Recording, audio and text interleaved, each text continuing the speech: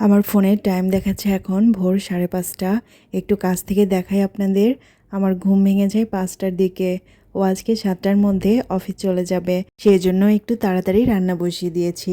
এখানে আলুটা আমার সিদ্ধ হয়ে গিয়েছে। চুলায় আলুগুলো সিদ্ধ বসিয়ে দিয়ে আমি কাঁচামরিচ পেঁয়াজ কেটে রেডি করে নিয়েছি।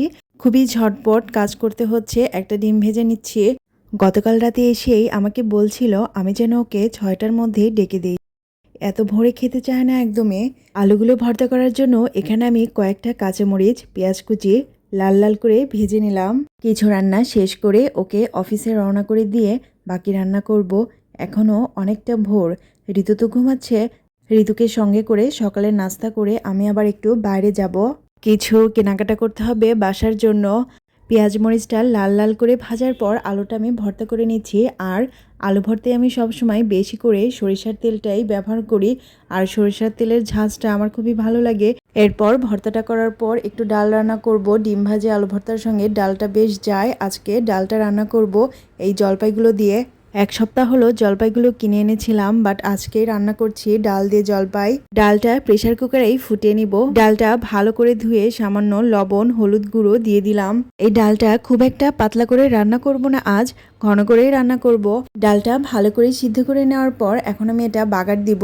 যেহেতু জলপাই দিয়ে ডাল রান্না করছি সেহেতু এটাকে টক ডাল বলা যেতে পারে। টক ডালটা খেতে ভীষণ ভালো লাগে আমার। এখানে ডালটা রান্না করা আমার কমপ্লিট। ওকে খাইয়ে দাইয়ে দিয়ে অফিসের উদ্দেশ্যে রওনা করে দিয়ে আবারও আমি রান্নাঘরে চলে এসেছি। ঘুম থেকে উঠেই ফ্রিজ থেকে মাছটা আমি বের করে পানি দিয়ে ভিজিয়ে রেখেছিলাম কিছুক্ষণ, আর মাছটা এখন ছেড়ে যাওয়ায় রান্নাটা কমপ্লিট করব। রান্না করার চাপে সকালের দিকটা আমি একদমই হাতে সময় পাই না। যাক, কোনো রকমে এখনকার মতো কিছু রান্নাবান্না শেষ করলাম। তারপর ঋতুকে সঙ্গে করে সকালের নাস্তাটা শেষ করেও বাইরে বের হয়ে পড়েছি একটু কাজ করার জন্য। হাজবেন্ডের প্রতিষ্ঠানের সামনে আমি চলে এসেছি হাঁটতে হাঁটতে। কিছু একটা কিনবো, যদিও হাজবেন্ডকে আজকে বলে আসিনি। বাসা থেকে ওর অফিসে আসতে মাত্র 5 মিনিট সময় লাগে, তাই যখন তখনই আমি এখানে চলে আসি। এখন সন্ধ্যা 7টার মতো বাজে হয়তো। ঋতু আমাকে খাওয়ানোর জন্য বেশি করে ঝাল মরিচের লবণ দিয়ে পেয়ারাটা কেটে দিয়েছে। এটা খাওয়ার পর কিছুক্ষণ ফোনে মুভি দেখলাম। তারপর জামাইয়ের জন্য এখানে আমি ডিম পোস্ট দিয়ে পরোটা ভাজলাম। আমার হাজবেন্ড রাতে কখনোই সে ভাত খাবে না, তাকে কিছু না কিছু একটা বানিয়ে দিতে হবে, নইলে সে না খেয়ে থাকবে।